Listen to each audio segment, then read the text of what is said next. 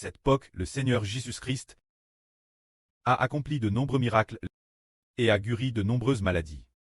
Par exemple, les personnes possédées par des esprits impurs, le Seigneur les guérissait toutes sortes de hellpress, il guérissait absolument toutes les maladies.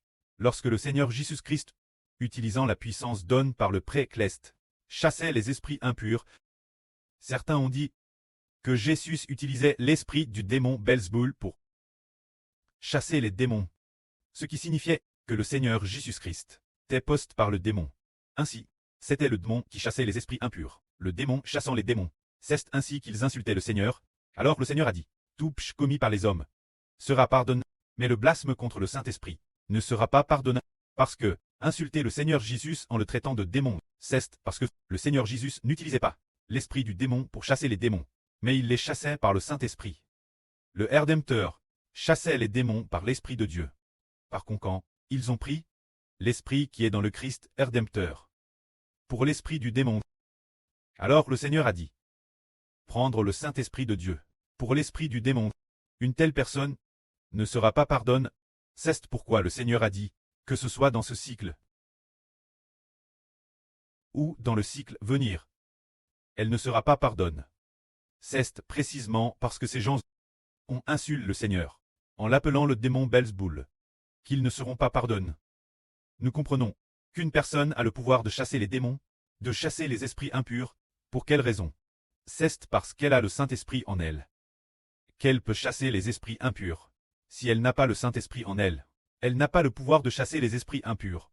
C'est-à-dire toutes sortes de démons, toutes sortes d'esprits impurs, qui sont dans l'homme, qui le dominent, voulant le rendre misérable, ou le poussant, se soumettre au désir du péché, commettre des actes de péché. Seule la puissance de Dieu peut les chasser.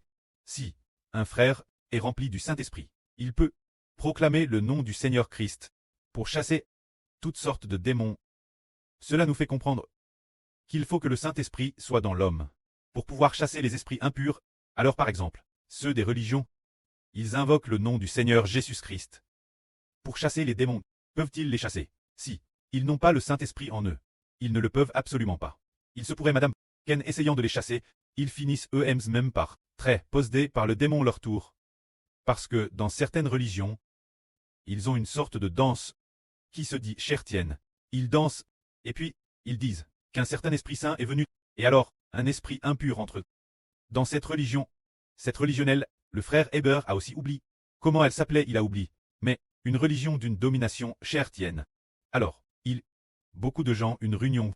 Beaucoup de gens venaient leur réunion. Et pendant la réunion, ce que le pasteur disait, beaucoup de gens désiraient ardemment recevoir, diraient ardemment recevoir un. Direz-vous ardemment recevoir le Saint-Esprit?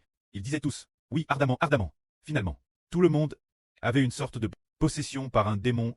Ils pensaient tort que c'était le Saint-Esprit. Car, si une personne qui reçoit le Saint-Esprit, sa bouche prononce les paroles de Dieu, ce qu'il disait était une sorte de certaine sorte de répétition constante d'une certaine phrase, une sorte de dialecte, ce n'était pas du tout le Saint-Esprit. Mais cela venait d'un esprit maléfique. C'est pourquoi ce qui permet vraiment de recevoir le Saint-Esprit, moins que le pré-cleste et le Seigneur, ne lui donne l'autorité. Alors, il prie, et en demandant on reçoit, moins que il ne soit un membre du corps du Christ, qui a digéré eu le Saint-Esprit. Et, une personne utilisée par Dieu, ne le peut, si, ce n'est pas en coûtant divers pasteurs, que force d'écouter, des esprits maléfiques y pénètrent. Mais, les fils de Dieu ont le pouvoir de transformer les gens. L'avenir, beaucoup de gens auront des esprits maléfiques en eux.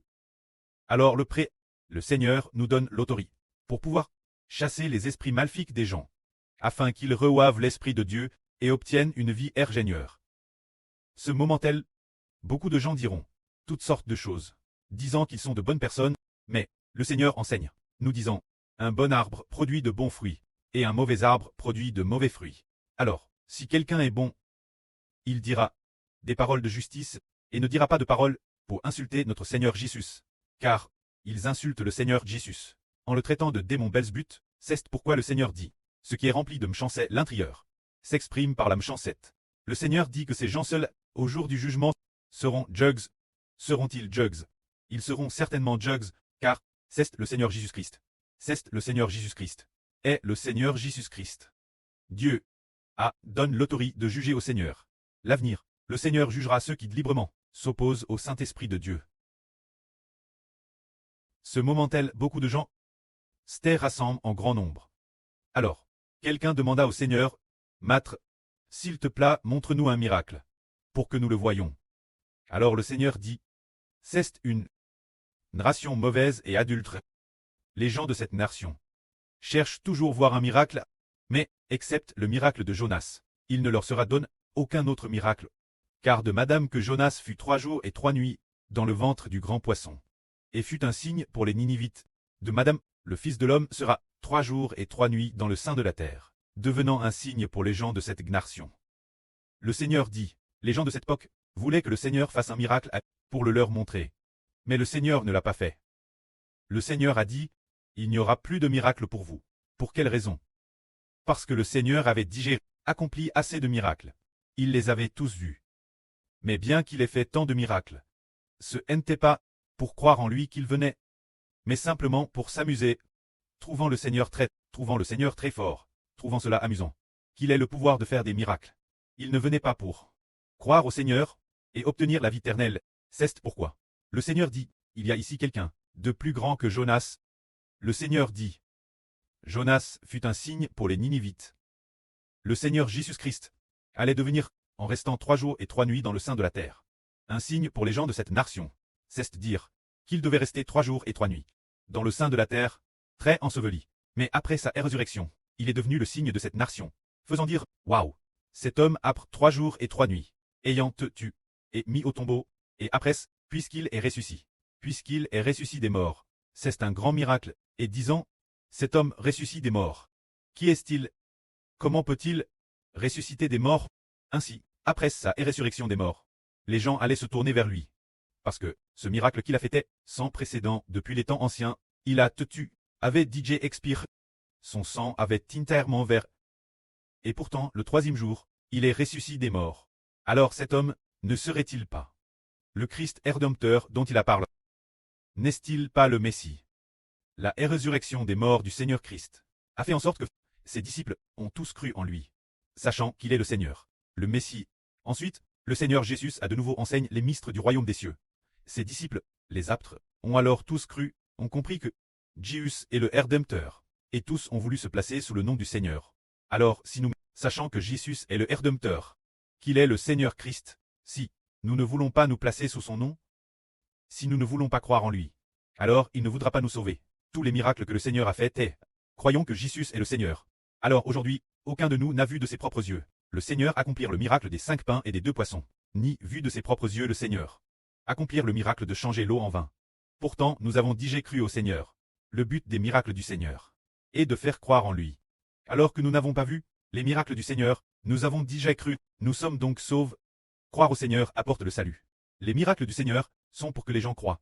L'enseignement du frère Eschbert concernant le Seigneur Christ est justement pour que les gens croient, pour savoir que, oh, Jésus est en effet notre Seigneur. Nous devons croire en lui, on est, et nous serons saufs. Croire en lui. Alors croire en lui, il va nous sauver. Croire au Seigneur Jésus. Jésus va nous sauver. C'est tout comme le Seigneur a dit. Crois-tu que je peux faire cela? Nous disons, Seigneur, nous croyons en toi. Nous sommes tes enfants. Appartenant ton nom, nous croyons en toi. Le Seigneur dit, c'est bien, tu crois en moi, je te sauve donc du péché, pour que le PCH ne te contre plus. Ainsi, nous ne serons plus domains par Satan et les anges tchous. Le péché vient de Satan et des anges tchous.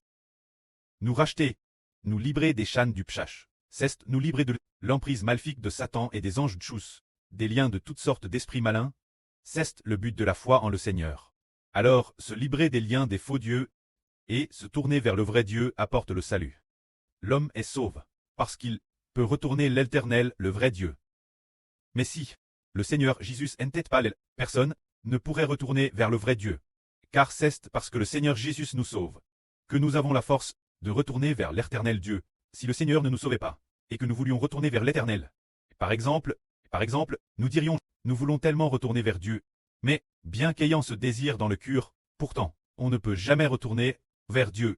On continue de faire le mal, de commettre des péchés, voire d'adorer des idoles, de commettre toutes sortes d'actes mauvais. En s'éloignant de Dieu, pourtant on sait que faire cela conduira seulement, très puni et détruit par Dieu. Mais bien qu'on veuille retourner vers Dieu, on n'y arrive pas, parce qu'il y a une force invisible nos yeux. Une force démoniaque qui ramène l'homme au diable. Alors le précleste dit avec colère: si tu continues de faire le mal, je me mettrai en colère et ne t'agréerai plus. Alors que faire? Pour que nous puissions retourner vers Dieu, invoquer le nom du Seigneur Jésus. Le Seigneur Jésus nous sauve, pour que nous puissions retourner auprès de Dieu. Le Seigneur Jésus-Christ, le prêt établi, que tous ceux qui acceptent Jésus-Christ, le Seigneur Jésus, le sauvera, pour qu'ils puissent retourner auprès de Dieu. C'est pour nous faire comprendre que le Seigneur fait des miracles, afin de nous faire accepter le Seigneur. Ceux qui croient au Seigneur, le Seigneur nous sauvera, pour que nous puissions retourner auprès de Dieu.